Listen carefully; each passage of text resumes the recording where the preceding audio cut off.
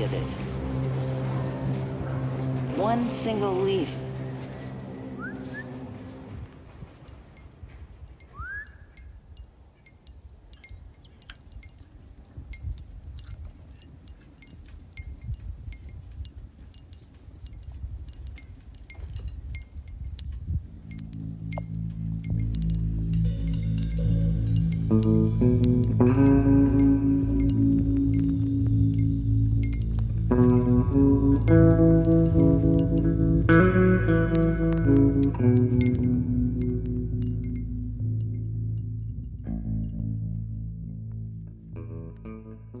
Hi there.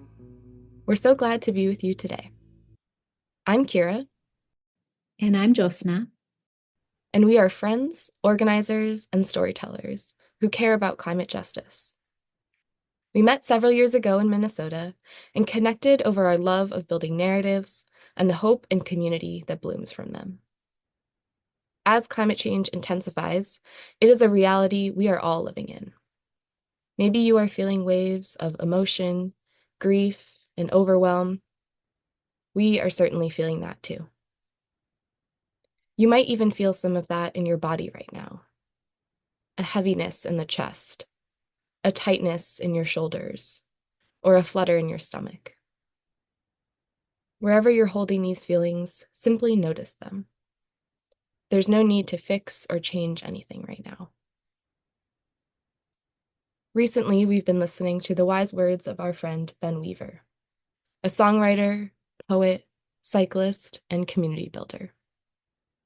His newest album, Stay With, a clip of which you heard at the beginning of this episode, is a collection of sonic poems created to be a reminder of our connections and relationships. As we reflect on what it means to stay with, to stay present in the work, even when it's hard, we turn to our bodies, our memories, and our relationships as anchors. For me, I think of finding the calmness and peace of standing in front of the tiptoeing waves on the shore of the Atlantic Ocean, a cool, salty breeze mingling with the warm glow of summer sunshine on my face. I think of my friends and family who make me laugh, who share stories, and who constantly inspire me with their dedication and passion. I think of my parents and grandparents who inspired me to always be curious and to explore my relationships, both within my communities and the natural environment. They taught me that care for the planet is care for all beings. Stay with reminds me to find grounding in the people and places that made me who I am today, and that I am a part of a world that is vast and interconnected. For me, stay with means that when the world feels broken, I often ask myself how I can keep showing up. My breath reminds me, taking a pause is better than quitting. Breathing deeply, I can feel the shift. My chest softens, my shoulders lower, and I'm reminded that burned out people cannot serve a burning planet. A sentiment shared by Suzanne Moser, who is an independent researcher and founder of the Adaptive Mind Project. As a farmer, each season teaches me about renewal. But it's my hands in the soil and spring peepers calling that bring the lessons alive. Summertime is a full sensory experience. The sights and sounds of the garden, pollinators humming, and the delight of tasting the first strawberries. Winter is a time to draw inward, rest, and create. I hold on to the nostalgia of childhood memories playing in the snow. Growing food has taught me that each season is both an end and a beginning, offering something to release and something to renew. This meditation was created to remind us of what we are working towards, who we do this work for, and the feelings that bring us in closer relationship with our community. Many of us are still feeling a sense of loss for real tools that are meaningful, especially in this time when so much feels uncertain. Storytelling is something that everyone can engage in because it can help articulate and validate our feelings, to find our voice and feel that our voice matters and is a part of something. It isn't just about the words we speak. When we tell our stories, our bodies often reveal truths before our minds do. First-person narrative also honors the storyteller and allows us to tell the stories we want to tell, ones that honor our experiences and identities. We invite you to lean into your creative side today and think about your own story, not just in words, but in the ways it feels in your body. Most of us understand the urgency and severity of climate change at this time. After all, we don't have to look far to hear news stories of extreme heat, storms, wildfires, and floods supercharged by climate change. That combined with social injustice, violence, and other harms happening leave many people, including myself, feeling anxious and overwhelmed. If you're like me, you may also feel that urgency in your body, as a knot in your stomach or a weight on your shoulders. These sensations remind us of the importance of tending to our inner worlds as we envision a better outer one. At times, it can feel daunting to even begin to imagine what a better world looks like. But that actually is one of the most important opportunities we have for climate action. Before we can build a more just future, first we have to imagine ourselves there. So if no one else has, we want to encourage and challenge you to see past the broken systems that do not serve us and to envision worlds necessary. To decolonize our minds means to let go of narratives rooted in extraction, scarcity, and separation. It's about embracing stories of abundance, connection, and repair. So in a moment, we are going to invite you into a meditation to imagine a more vibrant and bright future. But first, I'll share a personal reflection. As we head into a new season, I am savoring some of my favorite moments of the summer. In July, I had the opportunity to facilitate a program for climate professionals experiencing burnout. Through a 5-day rafting journey on the scenic and wild Rogue River in Oregon, we called it the River of Nourishment.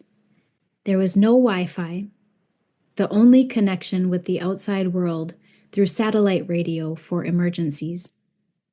As a small group, we camped, navigated Class 3 and 4 rapids, saw eagles overhead, tasted sun-warmed berries along the shore. We shared stories and sang songs. It was just us in the aliveness of nature. We jumped off rocks into the water in the heat of the day and watched the stars in the cool of the night. In the slow moments, I noticed things I would not have noticed, like the pattern of the trees on the ridges, the churning of the water, a butterfly which landed on our raft and stayed a while, allowing me to witness the pattern in her wings, and how the sunlight cast itself across the valley.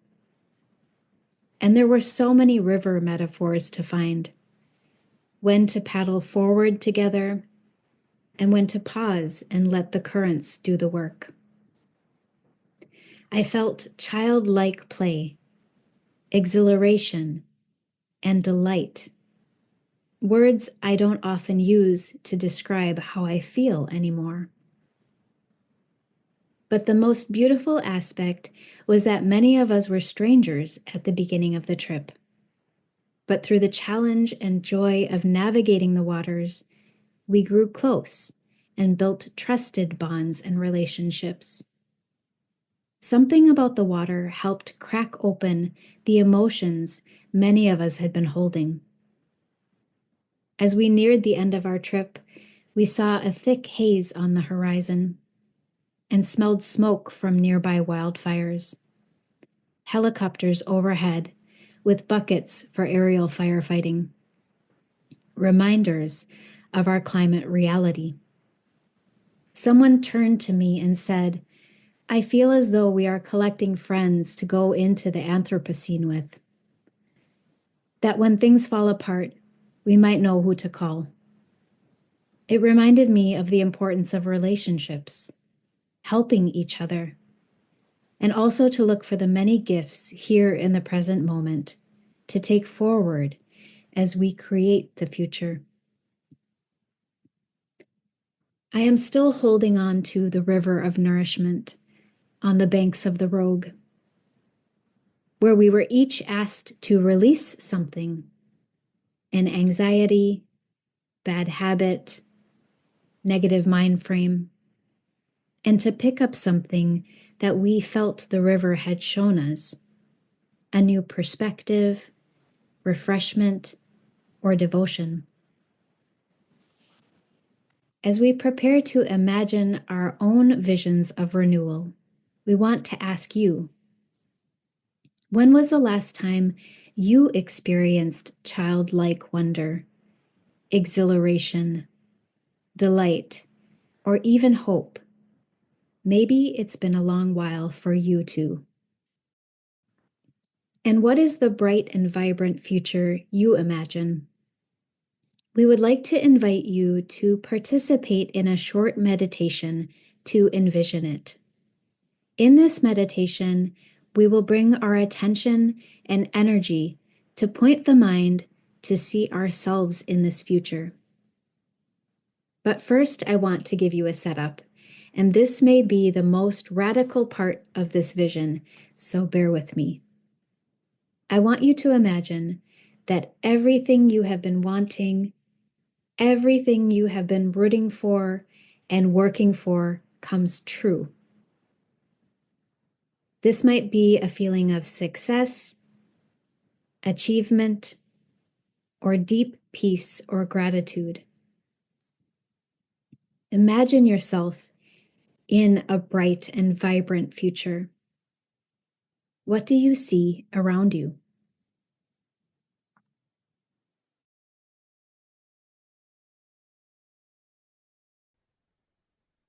Before we begin, take a moment to place both feet firmly on the ground if you can. Feel free to get comfortable, whether sitting or lying down. Wherever you are, feel the solid earth beneath you, supporting you. Close your eyes if you are comfortable.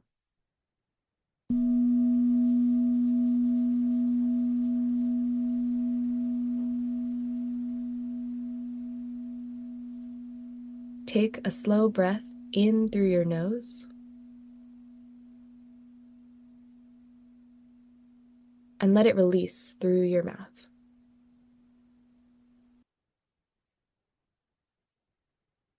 As you breathe, notice the weight of your body,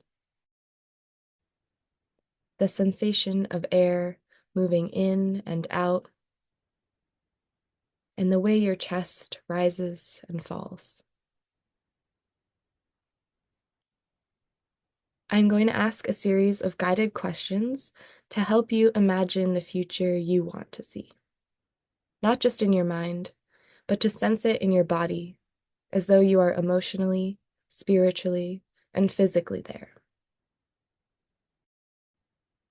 What do you see?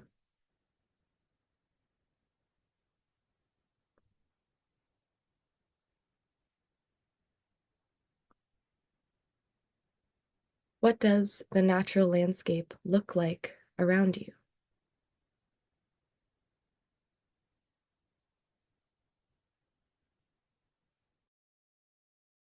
Guiding your attention to the body, notice.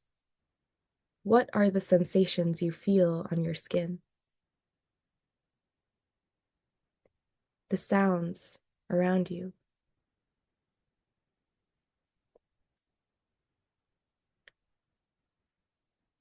Is there a fragrance in the air? A taste on your tongue? What is the sensory experience you feel?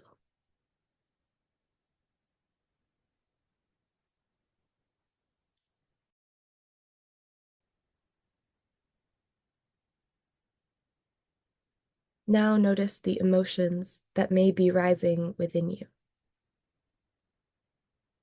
Can you feel joy as a lightness in your chest?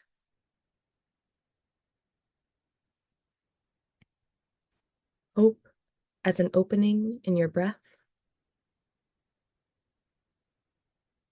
Strength as a rootedness through your feet? What is the emotional experience you are feeling?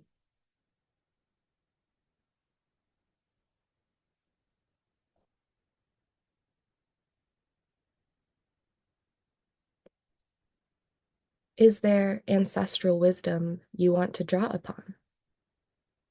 Consider the practices, stories, and traditions passed down in your lineage or by lineages that inspire you.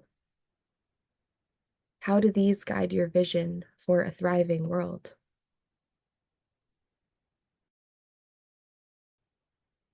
In this future vision, who would be there with you? Both humans and non-human beings. Who are the generations present?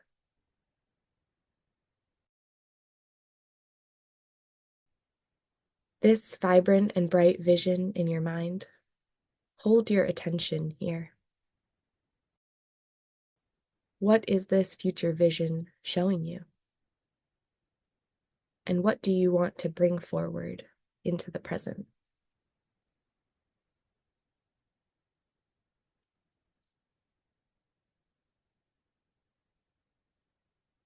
Now guiding your attention back to the body, where do you feel most connected to this vision?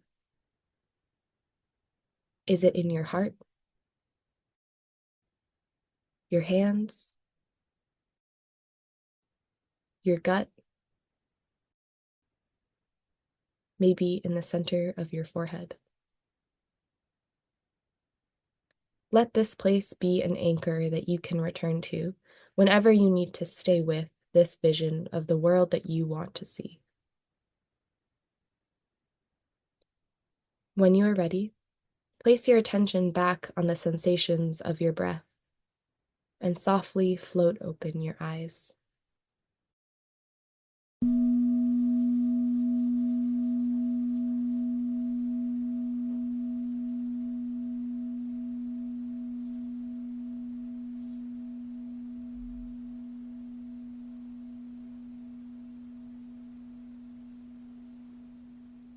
Just as we might savor moments of summer, what is something you want to savor from your vision?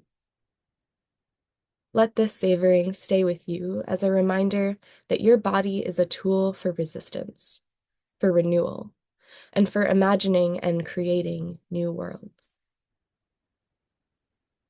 Take a moment and write it down.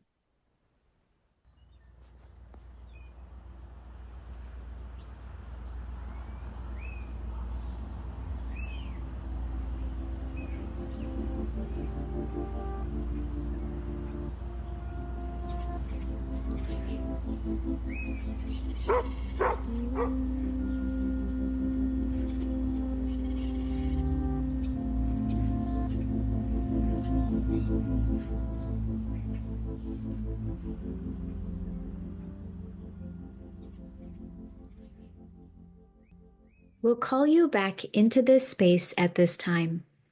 If you haven't finished writing, that's okay. Feel free to pause and keep writing, or you can take some time to stop for the moment and revisit your writings later. You may also want to give this meditation another listen and move through it again to invite a deeper connection to your vision. While we each hold individual visions, our futures are interconnected. As you imagine, think not only of what a better world means for you, but also for your communities, your neighbors, and those you've never met, but whose lives are bound to yours. We also hold close the historic and ongoing wisdom of those on the front lines, Indigenous leaders, Black and Brown communities, women of color, and those from the global South, who have long stewarded the earth and borne the brunt of extractive systems. Their resilience inspires us to imagine worlds where justice and reciprocity guide us.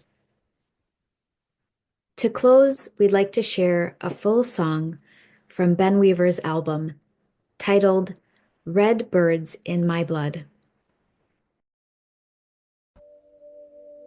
And that comfort is not worth the cost of progress.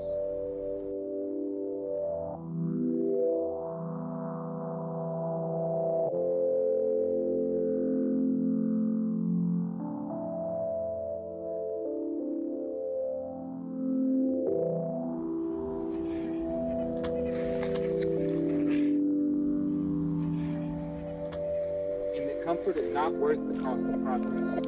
Not worth the cost of progress. We overheard the trees talking to themselves as the wind slipped between their trunks and the red birds in my blood swarmed through watery stars. This is what we heard.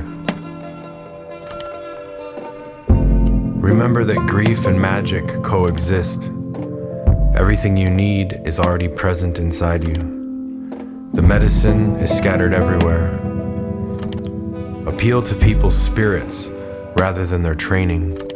Validate their willingness to deviate. Create space for the paradoxes to exist. Engagement replaces fear. Remember, both action and inaction have an impact. This work is an honor, not a burden. Stay with the inquiry of how it can be better. The future does not evolve in the echo chamber. The future lies in engaging with difference. Don't act in resistance or duality. Cultivate kin. When you address water and plants as the living beings that we are, we will tell you profound things. Your reality is only as vast as the diversity of the relationships that you nurture. Don't personify the river. Riverify yourself. Restore your courage in the flash of their teeth. Name yourself after the land. Don't name the land after yourself. A heart the size of a match will burn out like one too. Always work in service of imagination. Sit close to the fire and keep it true. Don't retreat to your private life. The predictable stories are the ones lived in fear, while the stories with no clear endings or beginnings are lived alongside love. Transaction and reciprocity, they are not the same. Get as close to the darkness as an owl.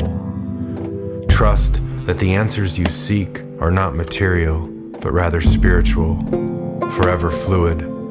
To best receive them, you must hollow yourself out so their messages can ring through you. Remember that conflict can be the work working. Aim for the heart to affect the mind so that hands can reach. And don't fret, there is more water coming to join the river.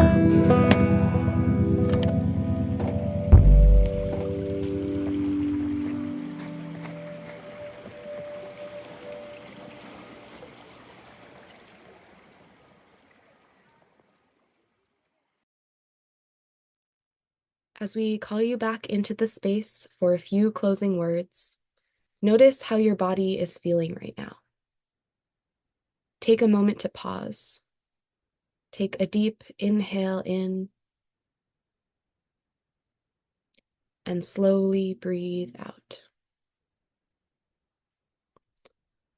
If you are willing, We invite you to carry the meditation from today to a world beyond this space. Sharing our stories can be a validating and affirming experience and reminds us that together we are powerful. From both Jothsna and myself, thank you so much for joining us today, for leaning into your creativity, and for your openness to exploring this meditation. This podcast is a project of Change Narrative, an organization building capacity in the climate justice movement through the power of our stories. To learn more about our work, follow Change Narrative on Instagram or visit changenarrativeconsulting.com. We'd also like to thank Ben Weaver for allowing us to incorporate his music and poetry into this podcast. You can find Ben's music on Spotify or at benweaver.net. We would also like to thank Natalie Rivas and Lauren Boritzke Smith for their support in bringing this meditation to life. Until next time.